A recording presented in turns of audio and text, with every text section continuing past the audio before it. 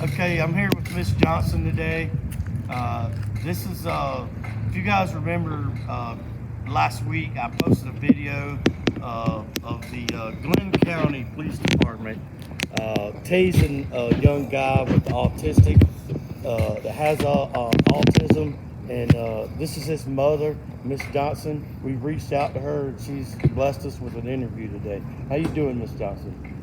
I'm getting better. That's what I say. I'm getting better. I was able to sleep a full night last week.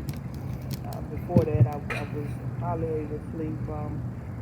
Constantly hearing the screams from that incident that happened on 4th of September. Me and my daughter are just traumatized because she was there on scene when all of it was occurring. And that's who we heard screaming in the background. Yeah, his sister, his older sister, Sasha. And how's he doing? How's your son doing? He's a whole different person. Like I can't hardly get him to go outside now, and he loves being outside. He loves the pool. He loves the park. Anything to do outdoors, he loves to do it, but he won't go outside unless we all are going with him. We got to accompany. He's scared. He's scared. Yeah. I bet he is. Yeah. Well, we're gonna keep him in our prayers and hope that he can get past this and can heal himself. This is a lot to deal with. I understand that. We trust in God. Amen. And that's what we're doing, and that's the only way that He is going to heal is through God's healing. That's right. Can you tell me a little bit about the spoon? Why he had the spoon? He is, if anybody know anything about autistic people, they have to have 2 objects in their hand. And he used to be a big fan of action figures, but as he's gotten older, it's been the spoon. It started off with him going to the kitchen, grabbing it, wanting me to make him grits. This is my grit spoon, so he'll get that spoon and he'll carry it around in the house, and sometimes he'll have it when he takes his walks. It's his comfort. It's his comfort. Some people have blankets, some people smoke, some people drink. He has his spoon. So that was his comfort. He would walk with his spoon, and if he's living, we might see him doing this with his spoon. So that's his comfort. And I never knew his comfort spoon was going to cause him to be attacked brutally for carrying it while he's walking.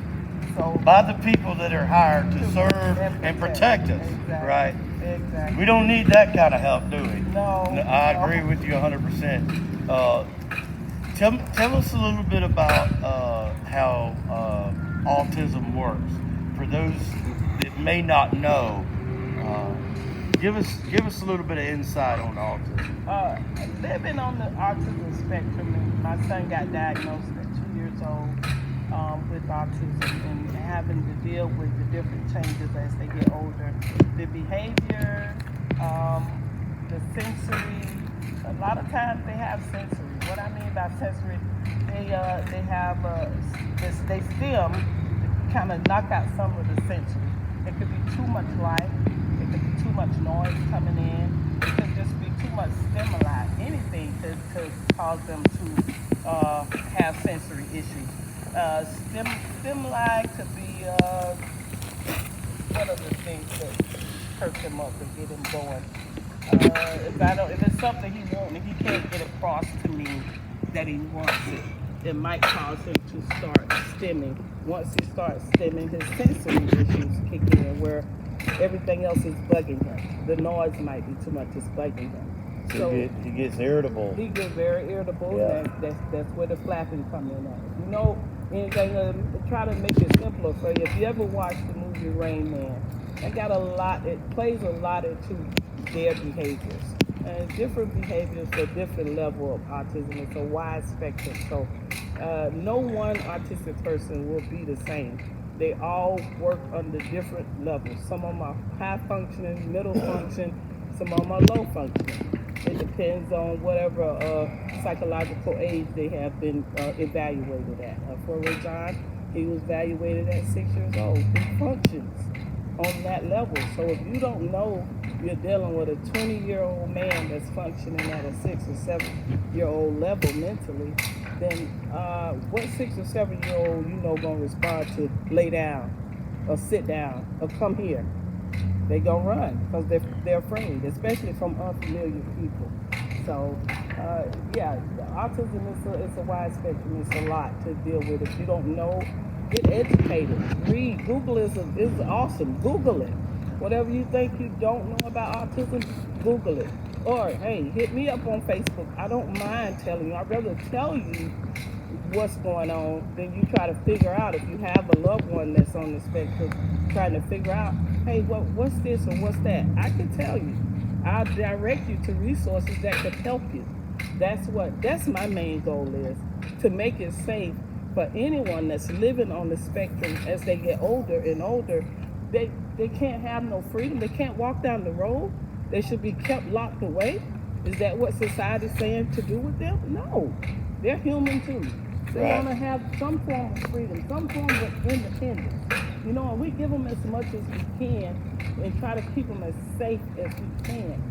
I don't want to continuously have fear that my child is going to be a Let me interrupt you for a moment. While we're out here interviewing with Miss Johnson, we have 2 Glenn County Police Department cars parked right here running. They're watching us. 3 just left this parking lot over here, and there's 2 more back under the trees over there.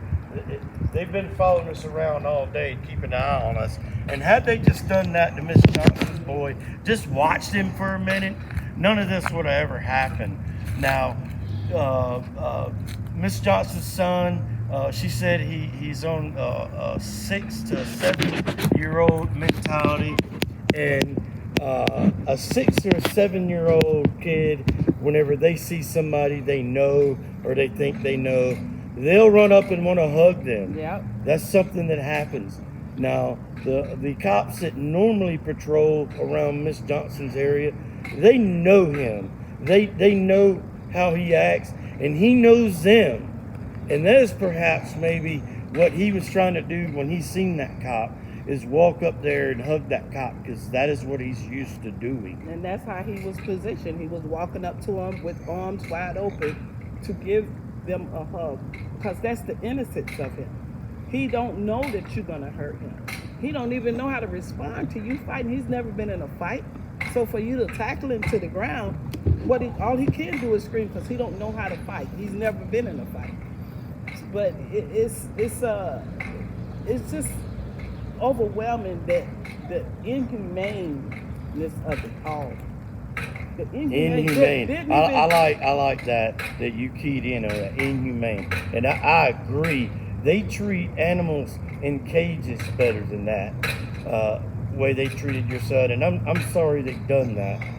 Has the chief been in contact with you? No one. Has anybody from Glenn County Police Department been in contact with you? No one from Glenn County Police Department. No one from nobody contacted me other than a couple of people that I used to work with. They called me. A couple of people have messaged me in Messenger and said they'll stand with me. Listen, if you're gonna stand with me, stand with me. Stand with me. All I'm trying to do is keep my son safe, like any other mother or any other father would want to do. Nobody wants to see their child get hurt or killed. Just like I said before, Glenn County have already had that happen. We don't need to have that happen as a community again. I'll tell you something else that really inspired me on the story was after I seen the video, the version that Glenn County put out on their Facebook page. That's the version that I have. That's the version that I seen. And I watched it several times, and I counted 9 times that they tased your poor son. And I just couldn't believe it. I was appalled. So I Googled I just did a little bit of research. I Googled the Glenn County Police Department, only to learn this is the same police department that refused to arrest the killers of Ahmaud Arbery. And as some of you know, the previous district attorney's now been charged with some felonies for not prosecuting as well. This is crazy. We spoke to a K-9 officer earlier that was the Brunswick Police Department, and Supervisor Matt asked him about your incident with your son, and his comment was, "Oh, we do it all the time." So it sounds like this may be something that happens often around here in Brunswick, in Glenn County, Georgia.